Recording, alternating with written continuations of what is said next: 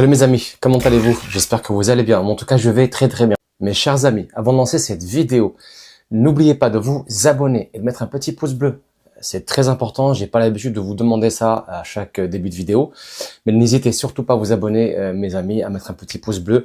Ça permet de mieux référencer ma chaîne YouTube, ça permet aussi de valoriser mon travail.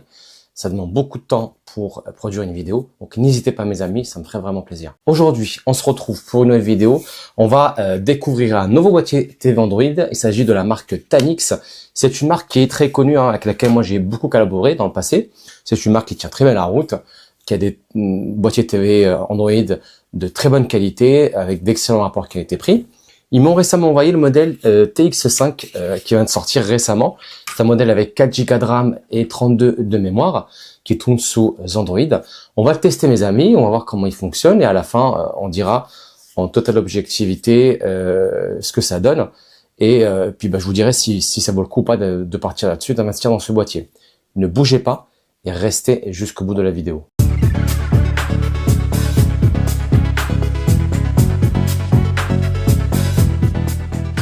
Les amis, voici le boîtier, donc c'est très simple, il y a un boîtier, une télécommande fournie avec, un câble HDMI et le câble d'alimentation, donc il n'y a pas besoin de les montrer, c'est du classico-classique. Alors on va commencer par la télécommande, petite télécommande très simple, minimaliste avec également les boutons de base, avec deux raccourcis pour Netflix et YouTube et le joystick au milieu. Bon, ça fait un peu cheap en termes de rendu en plastique au niveau du toucher, mais bon, ça fera l'affaire, ça dépannera. Le boîtier en lui-même. Alors le voici, donc on voit bien le logo Tanix qui apparaît juste là, c'est leur façon de fonctionner. Vous avez à l'avant le capteur infrarouge avec une petite LED qui s'allume quand il est allumé ou pas. En dessous, vous avez 4 patins surélevés et celui-ci est bien ventilé, donc il est aéré. Il n'y a pas de ventilateur mécanique, mais l'air rentre à l'intérieur, ça lui permet de refroidir et d'éviter la surchauffe. À l'arrière, on a un port jack, un port optique pour une barre de son ou au cinéma, un port RJ45, un port HDMI et l'alimentation. Sur le côté droit, on a un port SD card, 2 ports USB. Donc il y a pas mal de connectiques dessus. Donc on peut rajouter de la mémoire, on peut mettre une clé USB pour lire un fichier. La RJ45, moi je la recommande tout le temps pour avoir le meilleur du débit et pouvoir surfer sur les plateformes de streaming sans souci. Bon, voilà, donc classique, et il y a ce qu'il faut, on est dans la norme du marché. Alors mes amis, voici ce que ça donne une fois installé. Donc c'est un boîtier TV Android officiel, donc comme tout boîtier TV Android officiel, il faut prendre le temps de renseigner ses identifiants, son compte Google, etc. Voilà, vous tombez directement sur une interface officielle Google Android TV. Alors on va aller dans les réglages. Alors, on va voir on est sur quelle version d'Android. On est forcément sur la dernière version. La plus récente. Donc, on est bien sur un TX5 en termes de modèle. On va chercher la version d'Android qui est juste là. On est sur la version 14, donc c'est vraiment la dernière version officielle. Voilà, c'est la toute dernière version avec les dernières mises à jour et correctives de sécurité. Donc Tanix a officiellement l'interface Google officielle, mais ceci dit, c'est pas pour autant que vous avez dessus la possibilité d'utiliser Netflix. Par exemple, Netflix n'est pas présent sur ce boîtier-là. C'est une version non officielle. Donc voilà, donc il faudra peut-être télécharger une version alternative. Par contre, tout ce qui est Prime Video et tout ce qui est Disney+, c'est disponible. Il n'y a pas besoin de ça passe sans aucun problème. Alors pour ce qui est de l'interface, c'est du classique, mais c'est très bien fait. Voilà, avec les principaux menus qui sont juste là. Les raccourcis, film, série, appli et bibliothèque.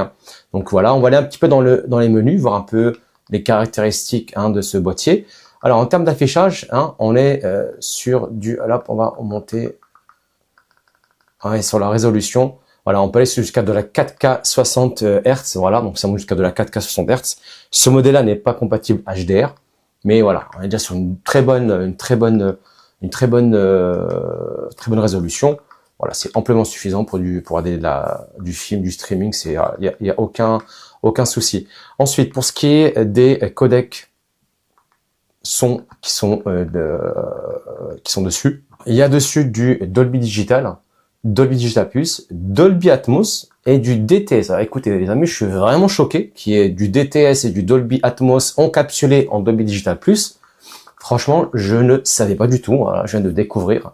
J'étais pas du tout au courant qu'il y avait dessus du Dolby Atmos. Tanix, c'est vraiment Voilà, ils ont mis ça dessus, c'est très très bien. Et voilà, donc après en termes de menu, c'est du classico-classique, hein, il y a rien d'extraordinaire. Alors vous savez, quand je présente un boîtier, moi j'aime bien aller voir les caractéristiques, le cœur même, avec l'application AIDA, le cœur même de ce boîtier, hein, aller vraiment dans le détail. Pour donc système, on est sur du 4 Go de RAM, on est sur du 32 de mémoire. Il n'y a pas vraiment 32 parce qu'il y a tout le système qui prend un peu de place. En termes de CPU, on est sur un ARM Cortex A55, condensé à 1704 MHz en 4 cœurs. Voilà, 4 cœurs ARM Cortex. C'est du classique, hein, c'est ce qu'on trouve actuellement. Hein, c'est un logiciel qui a fait ses preuves et qui est là depuis déjà pas mal d'années. On est sur de la 4K maximum en termes de réseau 2,4 et 5 MHz sans aucun souci. En Android, on est sur du 14, la dernière version. On va tester deux choses. On va tester la résolution d'image avec YouTube et puis on va tester des jeux dessus. Voilà, on va télécharger des jeux, voir un peu comment réagit le CPU. Donc là, mes amis, j'ai téléchargé Asphalt 9. Je vais baisser le son. Donc je joue avec la télécommande. Donc Asphalt 9 est un jeu qui est très énergivore, donc qui prend beaucoup de place en termes de mémoire. Et c'est un jeu qui demande beaucoup de puissance. Donc là, en fait, ils sont en train de jouer. Vous voyez, avec la télécommande, hein, je m'en sors, mais branchez quand même dessus une manette, hein, parce qu'il y a des ports USB qui le permettent. Et franchement, voilà, comme vous pouvez le voir directement à l'image, franchement, ça se passe très très bien, il n'y a aucun souci. Ça chauffe pas, hein, donc je touche le boîtier avec mes mains, ça chauffe pas du tout, ça réagit bien, il n'y a pas du tout de freeze ou de bug. Ça a mis du temps à télécharger parce que voilà, ça demande beaucoup de ressources, mais franchement, c'était vraiment, voilà, c'est pas un souci. Ah, j'avance, on va faire une deuxième course. Et voilà, je vais monter un peu le son, vous allez voir. Voilà, ça fonctionne vraiment très très bien. Il y a vraiment aucun souci. Ça réagit très très bien. La télécommande n'est pas pratique, hein, pour être transparent avec vous. Voilà, à chaque fois je dois tourner, mais prenez plutôt une manette. C'est vraiment plus simple et plus facile et plus agréable à utiliser. Voilà mes amis, deuxième jeu que j'aime utiliser, un jeu de guerre. Ça demande un peu de puissance et un peu de ressources. Attendez juste que l'extrait passe. Voilà, ça demande, je vais baisser le son. Voilà, ça marche très bien. Pareil, j'ai mis du temps à télécharger ce jeu, hein. Ça a pris beaucoup de temps. J'ai téléchargé sur une plateforme. Mais voilà, ça tourne très très bien. Il n'y a pas de freeze, il n'y a pas de bug. Comme vous pouvez voir, l'image est parfaite et nickel chrome. Voilà, le son ressort bien. Il n'y a aucun souci. Voilà, c'est nickel chrome mes amis. Il n'y a aucun problème. Et voilà, j'apprécie beaucoup de jouer sur ce boîtier-là. Alors c'est pas un boîtier gamer, mais visiblement le CPU tient bien la route. Il n'y a pas de freeze. Alors, est-ce qu'il pourra gérer en même temps les jeux, plus les applications, plus du streaming? Je sais pas. Mais là, a priori, hein, j'ai téléchargé comme dessus deux jeux qui sont très énergivores, qui demandent beaucoup de puissance. Et franchement, ça se passe nickel chrome. Les amis, on peut pas tester un boîtier Android TV sans aller sur YouTube et regarder une jolie vidéo tournée en 8K, vidéo spécialement pour les écrans OLED. Voilà. Donc, moi, mon écran, ce n'est pas un OLED malheureusement, c'est un LCD classique. Mais voilà, déjà, l'image est vraiment très belle. Moi, je suis très admiratif de ce type d'image. Voilà, avec des fonds, avec des noirs très prononcés. Juste pour montrer que voilà, ça fonctionne très bien sur YouTube. Il n'y a aucun problème. Ça gère très bien la 4K. Il n'est pas compatible HDR, mais compatible Dolby Atmos. Donc voilà, les amis. Donc voilà, ça fonctionne vraiment parfaitement. J'ai aucune remarque particulière à faire concernant ce boîtier pour ce qui est de la qualité d'image. Mes chers amis, j'espère que cette vidéo vous aura plu du test de ce boîtier Tanix. Écoutez, c'est un boîtier qui est relativement correct avec un Android Google 14 officiel. Malheureusement dessus il n'y a pas le Netflix de manière officielle. Hein. Il faudra télécharger une version alternative sur laquelle forcément vous serez limité en termes de résolution. Ça ira sur du 750p maximum. Quand on a un abonnement Netflix, c'est un peu dommage, mais je suis sûr qu'en bidouillant un petit peu sur d'autres plateformes de téléchargement, vous pourrez trouver une alternative. Alors, boîtier sympa, compact, très esthétique, qui se range facilement, avec tous les ports qu'il faut. En termes de processeur, c'est amplement suffisant. Vous avez vu hein, sur les jeux, etc., ça fait largement l'affaire. Il n'y a pas de souci. L'interface est sympa, elle est fluide. Alors, petit bémol, la télécommande, je la trouve pas assez réactive. Voilà, en toute transparence. Peut-être parce qu'elle était positionnée sous mon bureau et que voilà l'infrarouge ne la captait pas facilement.